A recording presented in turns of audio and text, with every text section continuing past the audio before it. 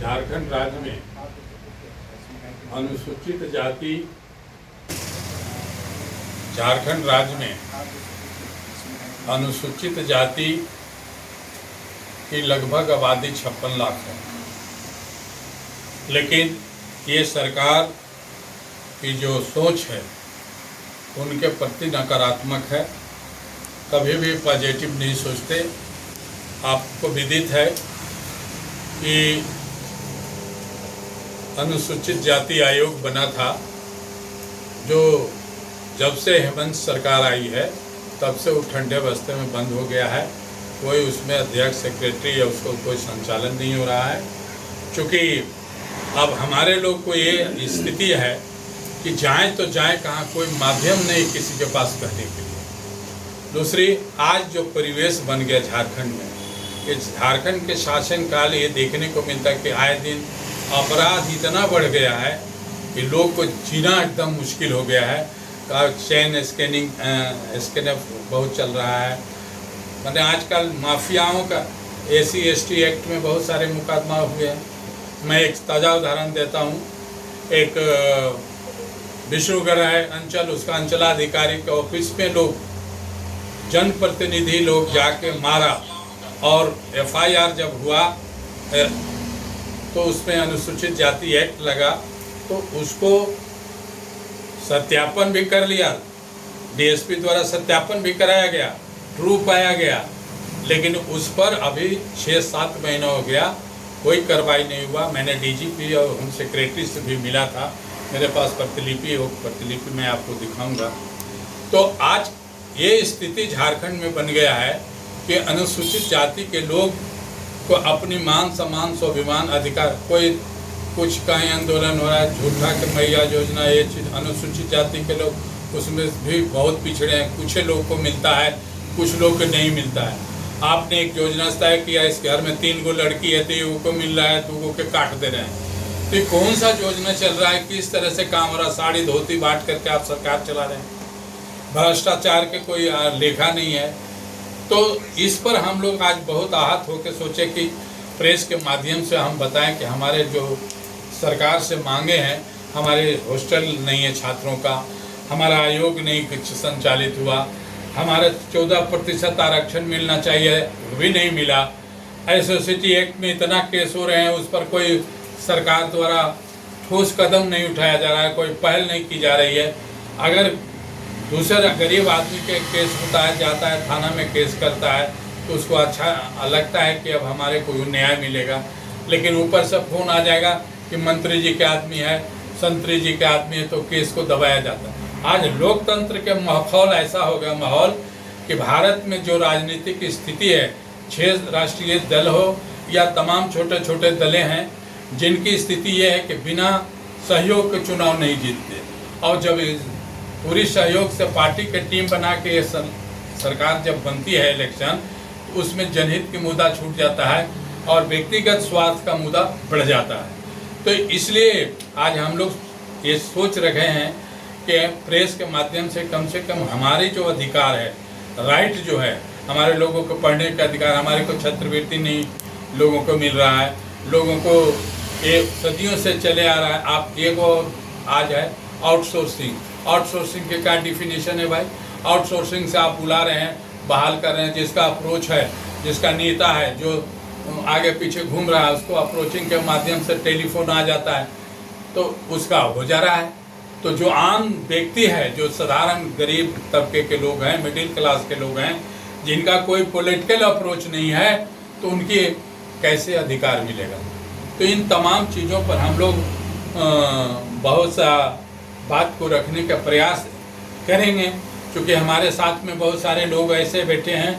हमारे बीच में प्रदेश अध्यक्ष बैठे हुए हैं द्वारिका दास जी, जो झारखंड प्रदेश के अध्यक्ष हैं, तो केंद्रीय हैं, राष्ट्रीय अध्यक्ष कार्यक्रम था।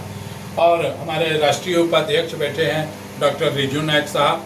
हमारे बीच में प्रदेश के प्रधान महासचिव सरजीत मिर्धा साहब बैठे हैं, इंस्पेक्टर DSP पूर्व रामलाल साहब बैठे हैं, जो संरक्षक हैं, गहलोत साहब बैठे हैं, बहादुर दास जी हैं। तमाम लोग आज इस बात को रखने के लिए हम लोग इसलिए बुलाएं प्रेस को कि भाई हमारी बात कहीं ना कहीं बढ़नी चाहिए, नहीं तो हमारी कौन आवाज़ सुनेगा। हम तो जाए, हमारे पास 9 गो विधायक हैं, नए 9 विधायक अपनी दल जिस दल से आए हैं उसकी टोकरी लेके घूम रहे हैं, समाज से कोई मतलब नहीं है। क्योंकि इनको पता है कि समाज टिकट नहीं देगा, पार्टी टिकट देगा, पार्टी से हम इलेक्शन जीत जाएंगे तो हमें सुख सुविधा होगा, तो समाज से उनका कोई लेना देना नहीं रहा। तो इन तमाम बिंदुओं को से बहुत भारी आहत हुए हम लोग, और होने के बाद में हम लोग सोचा कि भाई अब किन के माध्यम से है, डीजीपी के यहाँ दिए दरखास्त तो सुना नहीं, गृह सचिव के, मुख्य सचिव को, मुख्यमंत्री के 4-4 बार चिट्ठी लिखे। एक हमारे मंत्री जी हैं संसदीय कार्य मंत्री, वित्त मिनिस्टर राधा कृष्ण किशोर जी, ये दुनिया को बेवकूफ़ बना रहे हैं कि चिट्ठी दिखा रहे हैं रविंद्रनाथ महतो की बाबा साहब का स्टैचू लगना चाहिए।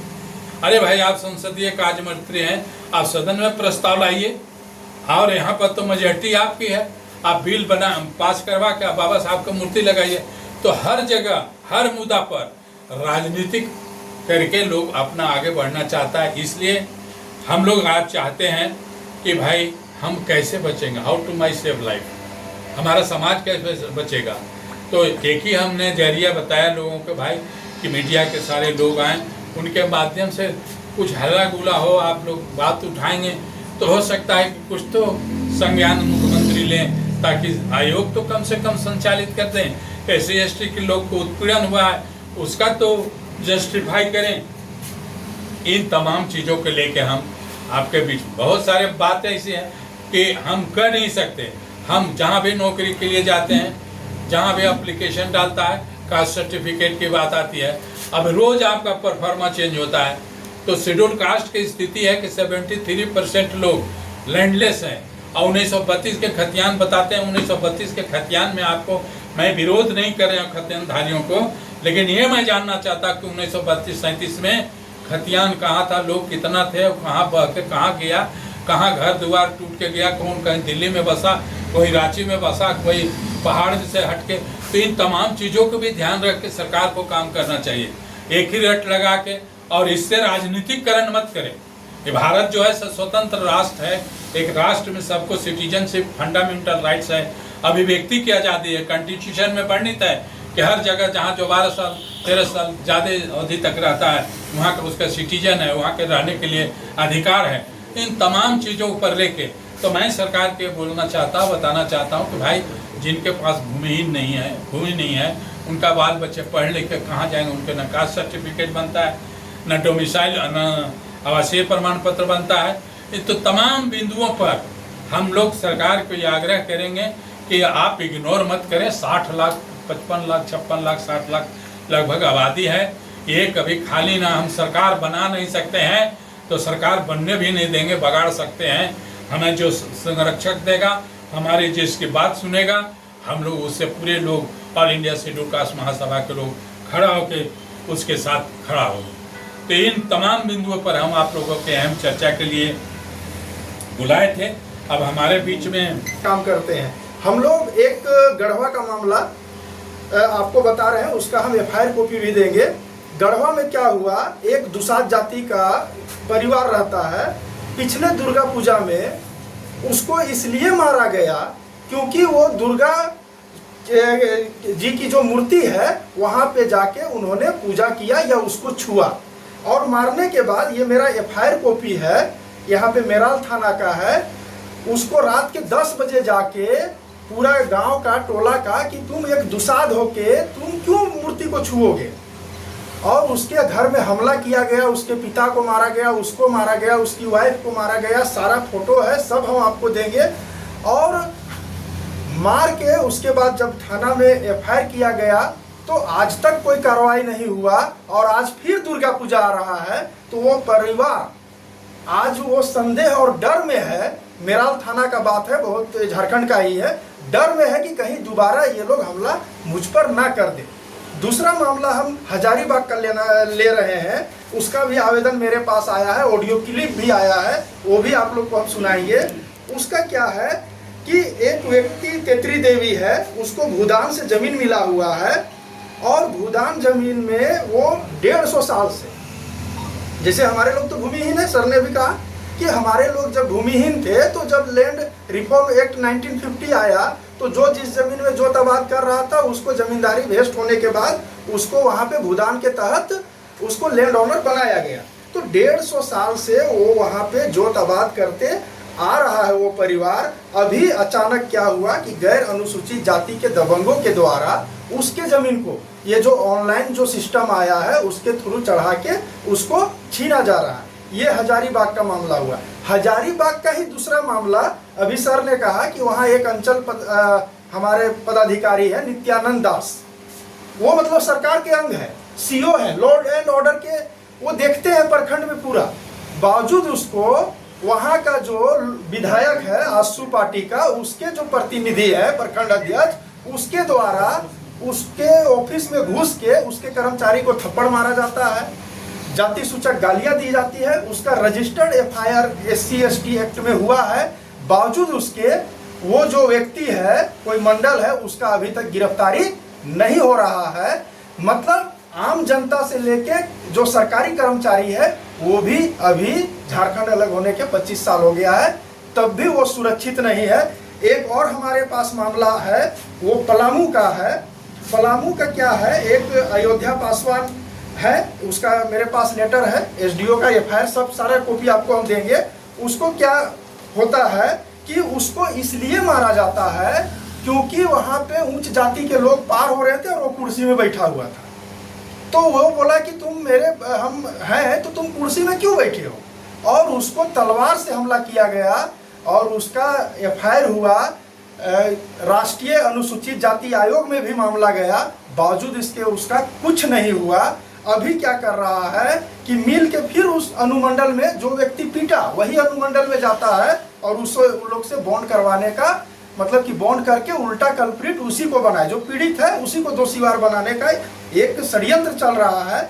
और ये नेक्स्ट डेट 4 को है। तो इस तरह की जो तमाम घटनाएं हैं वो झारखंड में हम लोग को देखने को मिल रहा है। आज भी संविधान, जो संविधान हमें समता का अधिकार देता है, वो संविधान को ये सरकारें दरकिनार कर रही है। किसी की भी सरकार हो, चाहे बीजेपी की हो, कांग्रेस को, आरजेडी की हो, जेएमएम की हो, ये शेड्यूल कास्ट को देखना ही पसंद नहीं कर रही है।